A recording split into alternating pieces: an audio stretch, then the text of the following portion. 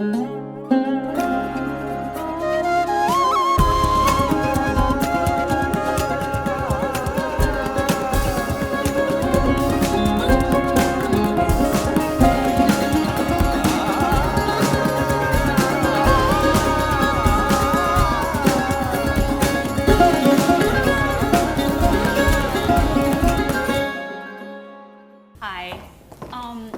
really great to be here and to see you guys here. Thank you so much to Namita Gokhale, to the Jaipur Literary Festival, and to Asia Society for having us here. And I'm especially delighted to be here with my friends, Tsering Wangmo Dhompa and Dominique Townsend, both of whom are important producers of knowledge about Tibet, which, I'm excited that you guys get to listen to them to speak. So I know that the title of our event, Writing Tibet, Remembering Tibet, sounds a little bit like a mournful elegy, right? And I'm sure some of you probably thought of that. But at the same time, actually, I really like the suggestion that to write Tibet is to remember Tibet. To write Tibet is to bring Tibet alive, to make it vibrant, to keep it active. And of course, there are all these different questions of who is writing Tibet, who is remembering Tibet, and like, what does that mean? It's now been 70 years since the Chinese military takeover of Tibet. It's 70 years of a colonial occupation. It's 60 years of Tibetan exile. And during that period of time, we've seen some generational changes. We've seen the discourse on Tibet change. We've seen the writing change. We've seen the conversation change. And we've seen that change multiple times, I think. So I just want to start off by asking you to talk a little bit about the politics of the literature on Tibet. I just thought, we're here at Asia Society. That seems like a fruitful way to start.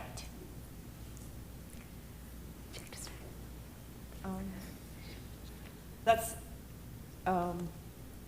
such a wide topic, but I'll start by saying... You can take it any way you like. When I was getting out of Penn Station this afternoon, there was, I guess, a small scribbling on the wall, sort of the makeshift construction wall, and it said, "Can we still find love this summer?" And I thought, well, that's a question I think that Tibetans in exile have been asking every year, right? Like on Tibetan New Year, we say, see you in Tibet next year? That question. So I think if we talk about Tibetan literature, maybe since 1959, perhaps within Tibet and outside of Tibet, I'm sure some of the concerns are similar in the sense that the preoccupation with history, with language, and with conditions of life, right? And for Tibetans inside Tibet, that might mean conditions of life under Chinese rule, and in exile, conditions of life in a sort of a state of perpetual dispossession. And so I think, the concerns are similar, but they're probably broached in slightly different ways. And actually, Dickie, you said in an interview that Tibetans in Tibet, when they write, they write to conceal, and that Tibetans in exile, that they perform, right? And I think that's such a great way of, I think, pointing to the conditions of life, right? In Tibet, writing comes at huge risk, and so when writers are writing, they write in various ways, that they're using craft in a number of different ways, right? Form as well as ambiguity and devices, poetic devices. And in exile, I think the question of homecoming really becomes very crucial, and so there's an idea and relationship with Tibet, a sense of precarity. I think that's of a different nature. So I think just to sort of give a broad kind of approach, I think those would be some of the impulses, I think, of literature. Thank you. So I really write as a scholar of Tibet and as a historian and as someone who has a long interest in Tibetan literature, especially Tibetan Buddhist literature. But actually, the way that Buddhism interacts with Tibetan literature more broadly is I actually think more, well, let's say before 1959, Buddhism was more kind of pervasive in its shaping of the literature that was kind of broadly produced and available, and that was largely because textual production happened primarily, not exclusively, but primarily in Buddhist monasteries. And one change, I mean, that still is the case to a certain extent, but I'm very interested in the ways that Buddhism is sort of kind of put into perspective in the broader range of Tibetan literature that's being produced, say today, right? It's still a very important part of many Tibetans' identity and of many aspects of Tibetan literary production. But I would say it seems to me, as an observer, that it is sort of in a more balanced perspective, and we see all these other aspects of Tibetan memory, of Tibetan identity, of Tibetan futures in all over the world that are in conversation with Buddhism and in dialogue with Buddhism, but there's no longer this sense of Buddhism's kind of dominance in the production of Tibetan literature. And even as somebody who loves Buddhism very much, and that's the sort of heart of my own scholarship and translation practice, that's something that's really exciting to me to witness and observe, and especially I'm very curious about the futures, and I think probably multiple futures of Tibetan literature. As it's being produced today, for the edited volume that Dickie just is coming out with, right? It just came out. It just came out, right? Yep. The Penguin essay collection of modern Tibetan essays is so exciting in its diversity. Its diversity regionally, it's in terms of who's represented. Its diversity in terms of sort of relationships to Buddhism, but to also other aspects of Tibetan history and identity. So I guess I want to bring that in, Buddhism in as a part of Tibetan history, as a part of Tibetan literature and cultural production, but one that seems to me is coming into a new balance currently. Again, still very important, but no longer in the same kind of dominant position as it had been, right, in previous times. So I find that to be quite a fascinating dynamic. So I want to follow up on that actually. By asking, okay, so Buddhism, of course, right, historically when you think about Tibetan literature, like you think about Tibetan Buddhist literature, and Buddhism has had this huge impact on Tibetan psychology, Tibetan culture, Tibetan basically everything, right? And of course, it's not just for Tibet, for a lot of cultures worldwide, religion has had a major impact on the culture and on the literature. So my question about Buddhism is, in terms of, what is the impact or influence of Buddhism on modern Tibetan literature, on secular Tibetan literature? So, and I'm asking both of you as a scholar, and Tsering, for you as a writer of modern Tibetan literature, what is the impact of Buddhism that you see, right? Yeah. Well, I mean, as a scholar and a writer, really, Tsering, I'm curious to hear what you think the kind of role of Buddhism is in contemporary Tibetan literature. I have my ideas, but I'd love to hear yours first. I'm put on the spot. I think, I've been thinking about that question, partly reading some of the new works, where I think Buddhism, because we grew up within a particular ethos, also the language, right? So I think that so much of the language of everyday Buddhism has shaped our, I guess, ways of talking about exile, right?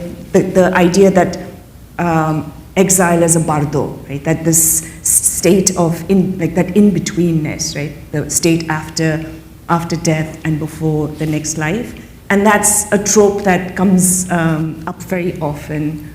And also the function of renunciation, right? Renunciation not just as kind of a organizing principle of plot, so renunciation as a theme, but also renunciation as almost like sort of a solution, right? So novels like, I think, House of Tesur, which was maybe published in 1993 in Tibet, in English, and I think he wrote in Tibetan as well as in English. The protagonist in the end chooses to become a monk, or goes into seclusion.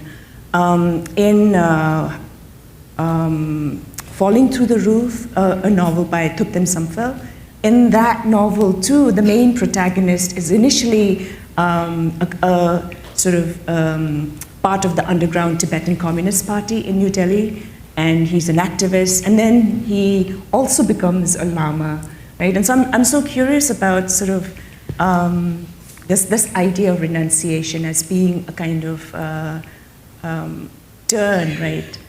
In also Tsering Namgyal's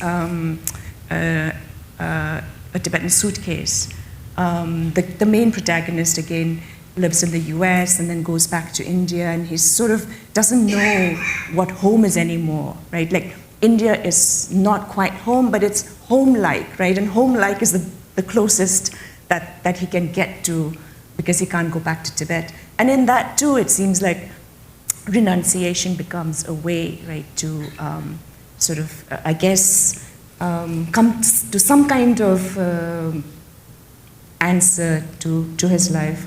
In Tsering Lama's newest novel, which is a wonderful novel that I hope you all get to read.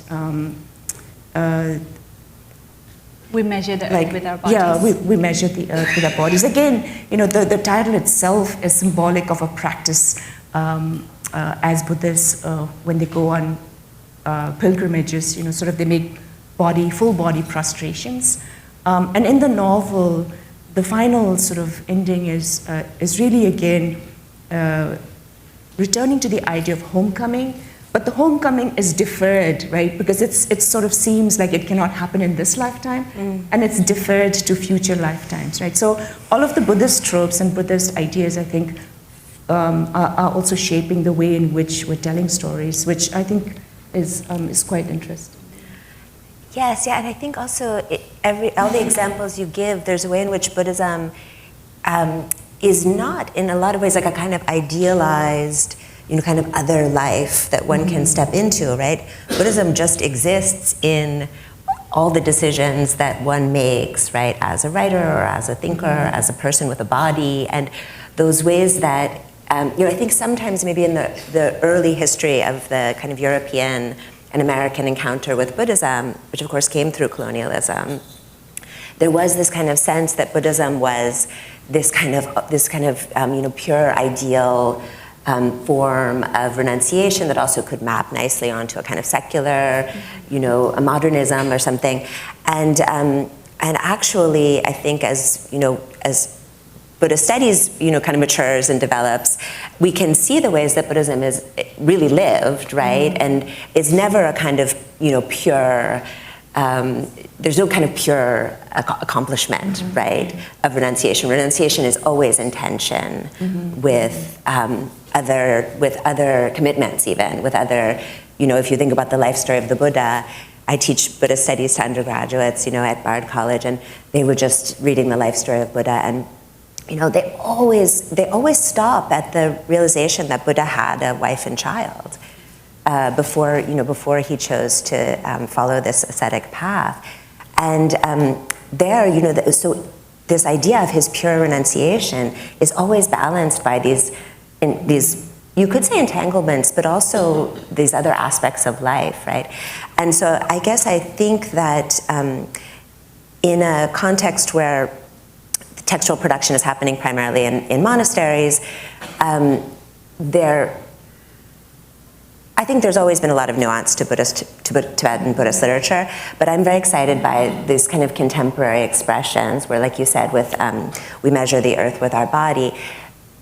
Buddhism is just in there with the rest of life, with the rest of trouble and the rest of relationships and heartbreaks, and it's part of the texture of life rather than being some kind of ideal form. And I think I love seeing that development in Tibetan literature.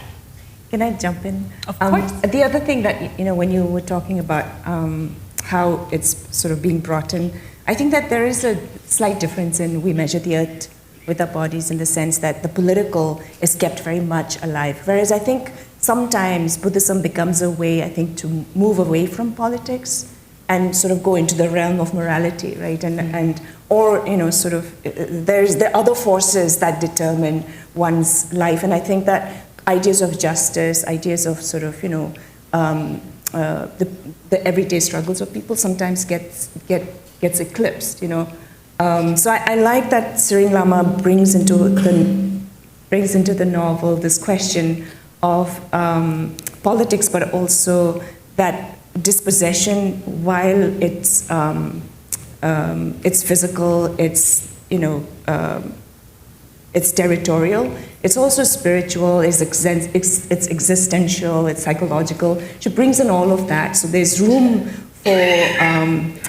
for struggle. There's room for questions of justice, as well as like questions of also taking the spiritual path. Right. I think she asks that question. One of the characters, Dhoma, asks why something to the. I'm not quoting it correctly, but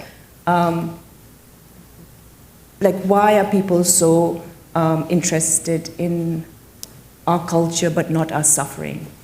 And I think that's such a profound question, which sometimes I think, for Tibetans, there is that feeling that the world has forgotten us, and, sort of Buddhism is so appealing, and everybody, thinks we're all such peaceful, we're levitating, we're kind, and, but they forget, right, that we're still living as people who are dispossessed, right, and that our country is still colonized. And I think that sort of that ongoingness is lost when sort of you talk about the long cycle, right, of Buddhism.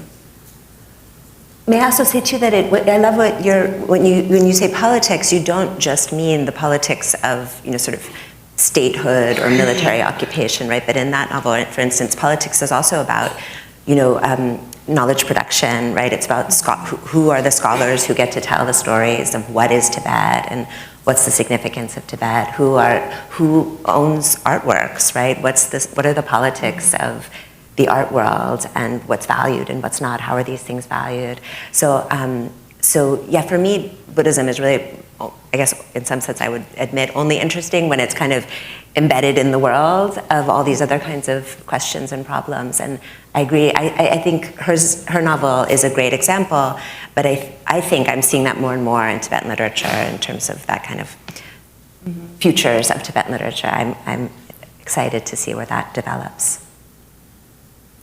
So, okay, I asked both of you guys to prepare a little like a really quick reading, right? Like speaking of the texture and the texts of our lives. I thought it would be nice for the audience to hear directly from your work a little bit, and then maybe you can talk about it. Sure. Okay. For both of you. You put me on the spot now. Okay. Pardon me for reading from my phone. Okay, actually, Tsering mentioned the bardo, and this sort of analogy of exile, life in exile to the bardo, this sort of in-betweenness. And so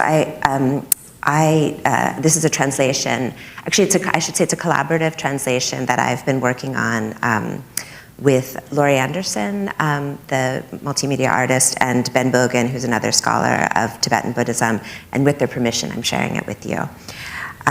So this is a set of verses from the 15th century on sort of facing those in-between states, right? And so Tsering mentioned one of the in-between states, which is the state between death and rebirth, but actually there are other in-between states, like dream and meditation, and birth, and in the end, it turns out that every state is an in-between state by this method, right? So here are the verses. Listen, now when you see that death can come at any time, don't be lazy. There's no time to lose. Learn, reflect, and meditate. You will see that everything is the Buddha. Now you are a human being. Don't get lost. Now when you see that life itself is a dream, don't doze off. Don't sleep like the dead do. Clear your mind. When you dream, experiment with shifting forms. Don't sleep like the animals do. Use sleep to wake up. Now when you see what it means to meditate, don't be confused. Free your mind and settle down. As you imagine forms arising and dissolving, steady yourself. Leave old habits behind. Don't be overwhelmed by delusions or emotions. Listen, now when you see that you are dying, focus on these instructions. Let go of desire and attachment. As you separate from your body, recognize your skin and bones as a fleeting illusion. Move your mind into timeless, boundless space. Now when you see the bardo of reality, don't panic. Recognize everything as your own mind. This is how the bardo appears. Now at the moment of death, peaceful and violent energies arise. Don't be afraid. Now when you face unending rebirth, focus your mind. Resist the pull into another lifetime. Cut your attachment to the cycle of death and life. Take courage. See your teachers as the Buddha. When death seems distant to you, it's easy to get lost in everyday concerns, and so life comes to nothing. The meaning of Dharma is to recognize what's essential. So practice the Dharma right now. The great lamas said, hold your teacher's instructions in your mind. Otherwise, you're just fooling yourself. So that's a translation that I wanted to share with you on the sort of broader concept of the bardo states. Thank you. Why did you choose to read this, Dominique? Well, this is as I said, I work as a historian, and for me, this sort of the kind of impact of these verses brings with them quite a lot of complexity, and even though there is a way in which the claim here is like, you better wake up, right? And that the Dharma should be the center, but there are these other statements like that everything you experience is the Buddha, right? That every all these sort of different phenomenal aspects of life, experiences of life, are part of the experience of what it means to recognize the bardo, recognize the in-between state. And so from my perspective, it gives this sort of sense of, you can't actually isolate this into one moment or one place, If the dream and meditation and death and birth and living and reality are all bardos, it's hard to find anything that's not in between. And so for me, I find that quite interesting to extend the analogy to exile, right? That's beautiful. Thank you. So again, it's a collaborative translation and a work in progress. I'll read from a new collection of poems that I'm working on. It's called Substitute Heart. And the first section is really looking at canonical Buddhist texts and sort of playing off some of the ways in which ideas of everyday life and Buddhism are taught to young children. And the second section is looking at representations of Tibet written by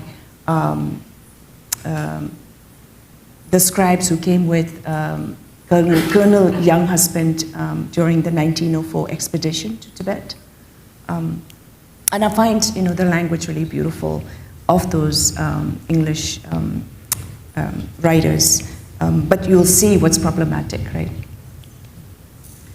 The scribe notes that the Tibetan housewife throws a stone better than her European counterpart, despite her grimy face, despite the baby in her arms, despite the turquoise crown, despite looking like winter stone. Perhaps he was thinking of a particular woman at home, recalled against a friendlier sky. It was not the usual kind of fighting, the straight lines of a barren landscape, the excessive friendliness of the dust, and sometimes the people are viewed in words. The scribe in the army shows how empires write stories. Stripes on hillside prove respite from the monotony of sameness, the umber of clefts, rude red willows. Here and there, sullen maroon swaddling men in ropes. Here and there, crumbling houses. Here and there, thistles straddling rocks. The heaving lungs. References to hills, references to maps, references to birds and rocks. Hardship. All necessary. All records necessary, for it is from behind boulders that hiding Tibetans spring like they are just entering their own story. A day's work is recorded in counting the dead and the wounded. A lark, a spider, dizzy in the frost.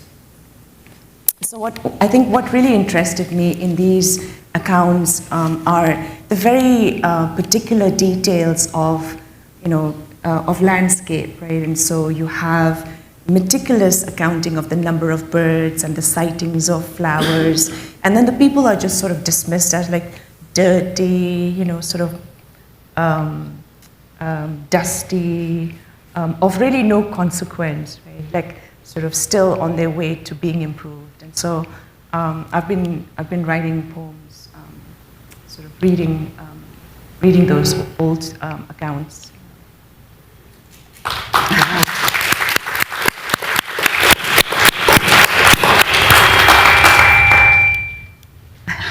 I'm glad you chose to read that. I guess this is probably my final question, and then I think we can move into questions from the crowd if you guys have any questions. Can you talk a little bit about, both of you, about the impact of politics on literature? And you can also turn it around and talk about the impact of literature on politics. And I guess we're talking, I'm thinking in a Tibetan context. Well, I think that you already quoted Dickie sort of or paraphrased Dickie about the ways that the kind of political I guess climates of Tibetans living in exile, right? Because they're so diverse, the places that Tibetans live in exile, lead to a certain kind of performance, as you said, or a certain kind of, exhibiting, right? Sort of showing and making clear of the kind of conflict, the relationship to the military occupation, to this longstanding kind of political dominance, and that as an observer, and I could put this back as a question, but as an observer, it does sometimes appear to be a kind of weight to be worked out from under. You know, you said Tibetans are jumping from behind the boulder. This sort of sense of, yes, that is the reality, or those are the realities, and yet, you know, what a weight to carry, you know, to sort of have to have that be the dominant story, right, for so many diverse people and so many diverse places. So I guess that's why I was emphasizing in the initial comments, like my excitement about the diversity of relationships to things like Buddhism, which has been another kind of dominant force in Tibetan literary production. And then I think in exile, there's just unthinkable constraints of the political situation and the real danger, the imminent danger that people live in and work with. I've been really amazed by the kind of vibrancy of literary and intellectual communities on social media, for instance, right, on WeChat. You know, the amount that people manage to say to each other and to sort of convey, and literature that they're sharing, despite the very sharp risk that people are taking, is quite inspiring and astounding. But again, there's this sort of sense of the political dominating. That doesn't mean that it's monochrome in how it gets played out, but I guess I would, I hope for, you know, a lifting of that, right? If not the pure homecoming of the ideal, you know, just the kind of lifting of that the dominance of the political narrative. And there are many ways in which so many Tibetan thinkers and writers, you know, just do really operate out of that, their way out of it all the time. But it does really seem to, it seems to me as an observer to be quite a heavy blanket, one way or the other. Yeah. I was thinking actually on the train when I was coming from Philadelphia a few hours ago, how, you know, for 64 years we've been, when I say we, I mean, you know, I'm sort of talking about Tibetans of my generation. To some extent, I feel like we've been sort of carrying a love for something in absence, right? We sort of, and it's hard after a long time what to make of that love, right? And I think for our parents, it was sort of a direct relationship, right? They were born in Tibet, they were, you know, they were from Tibet, and I think for us, it's I mean, it is real, but it's also an idea of Tibet, our long-distance right? boyfriend. Yeah. So, I mean, there is something, you know, I think, to carrying that kind of love, right? And I think that's why I think homecoming does become, in some ways, it's always there, right? And I think also the ongoingness. It's not like you're always thinking about it, but then the reality, right, for many of us, I'll talk about myself, all my family members are in Tibet. So, you know, at least once a week I think about it, right? That I've lived separated from family members and that I can't see them. And so I think, you know, these are not things we're carrying with us and sighing, and but they shape how we view the world. They shape our ideas of belonging. They shape, you know, where we end up going. So I think, you know, what we end up reading, it does infiltrate into the decisions we make on a day-to-day basis, right? And so I think that it also enters into our writing in so many different ways. It's hard to escape it. And to some extent, like the idea of freedom would be like writing like a fantasy novel for us, right, at this point. And so I think, you know, it's sort of, like the question freedom occurs constantly in writings from Tibet, but also writings in exile.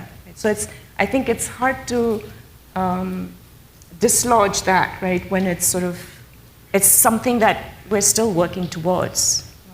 Yeah.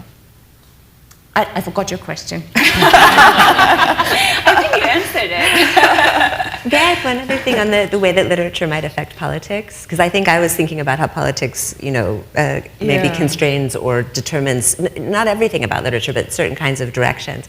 But I think that, especially if we think about politics as power and as relationships between kind of different sources of power, and don't just think about the nation state, or then literature has so much potential to influence politics, right? To ask people to think in new ways about their relationships to others, to people that they have authority over, to people who have authority over them, whether financially or in terms of knowledge or in terms of age or whatever. So I think literature is an incredibly powerful tool or set of possibilities in terms of shaping and influencing politics, especially if we don't just get limited into thinking about the kind of nuts and bolts of the nation state. Yeah. Absolutely, I think it's one way that we can create a place, right? If we can't create it we can't create sort of Tibet. I mean, although in exile we keep trying to, right? But in writing, we can have control over our narrative in a way that we don't over our lives, right? So I think that's also really the power of literature. Yeah, I do think both. I mean, inside Tibet, with all of its repressions, right? I mean, people continue to manage to write, and they find ways to speak the truth. And outside, of course, I mean, in multiple languages, on multiple continents at this point. Yeah. There's a lot of Tibetan writing that is, right? I mean, it's not when we think of modern Tibetan writing and contemporary Tibetan, we use the word interchangeably. It's I think of modern Tibetan writing as something that's pre-post-colonial, where it's sort of waiting. And at some point, it will actually be post-colonial writing. It's not yet, but I think, Tibetans haven't lost. We're still holding on to the idea of having freedom, and then having at that point actual post-colonial Tibetan writing. So let's move on to. I think we can take a question from the crowd. Yes, sir?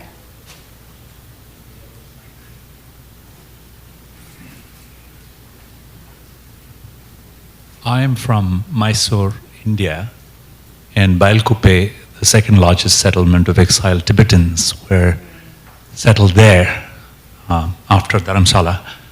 And I remember playing soccer with many Tibetan boys. They were quiet and reserved, but the sort of dispossession and nostalgia was sort of palpable.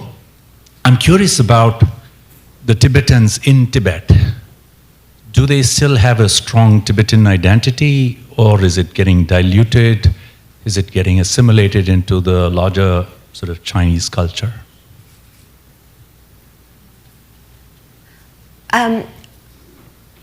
I think it's very, very difficult to generalize about Tibetans because they're very, it's an incredibly diverse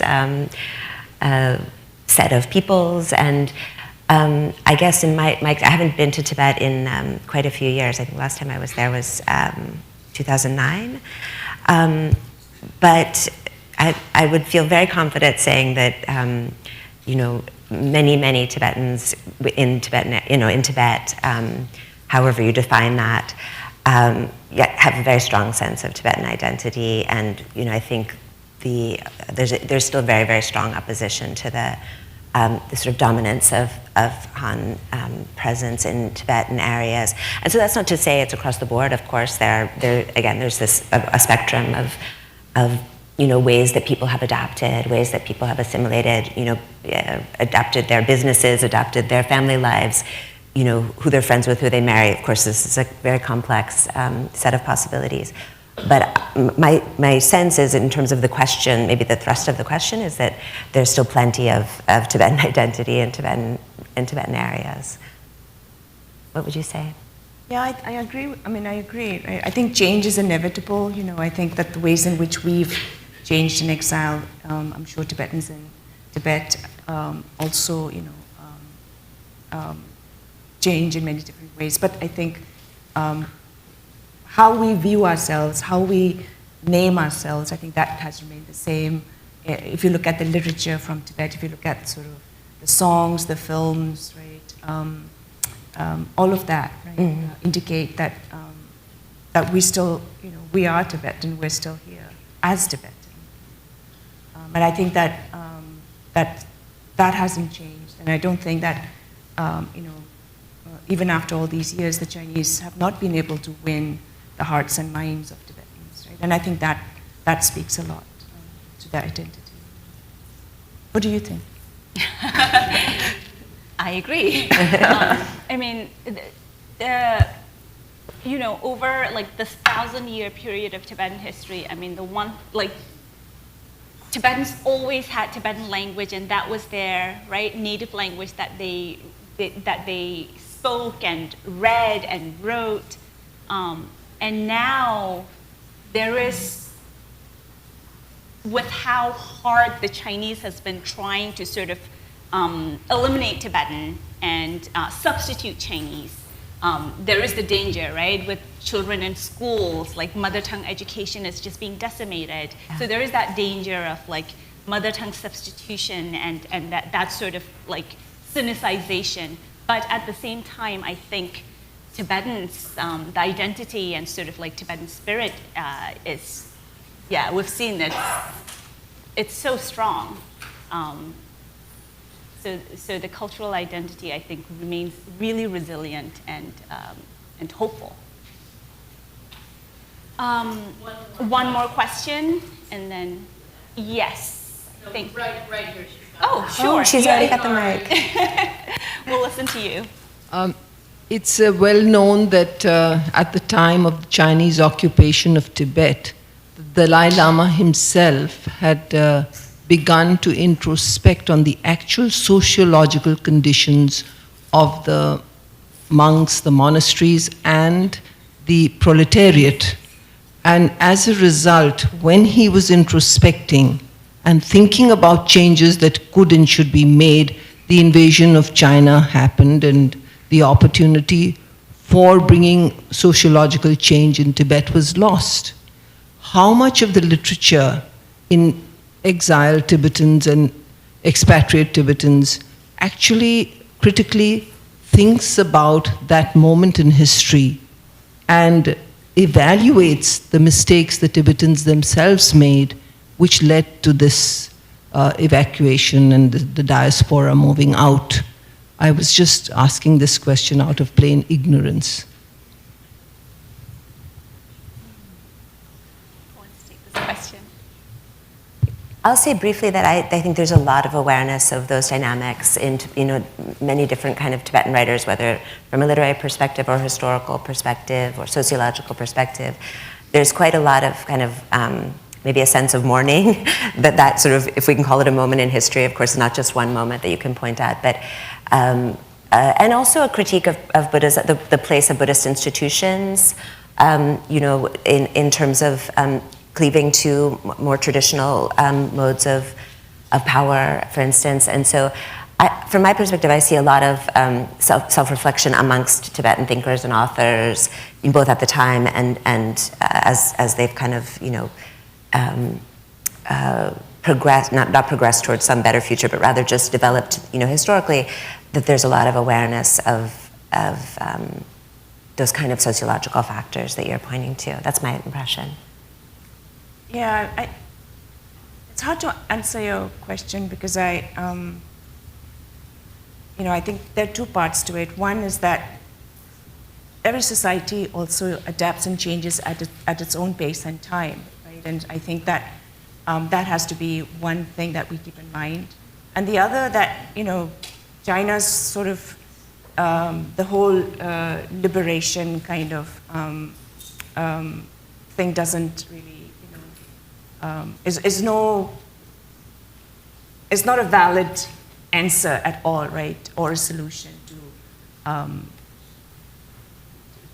to, sort of to this point that you're trying to make.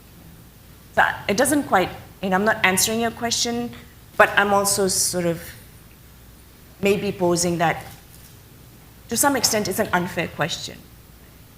I think change would have come at some point, hopefully, but that's something we don't know at this point, right? I think Dalai Lama was making the changes.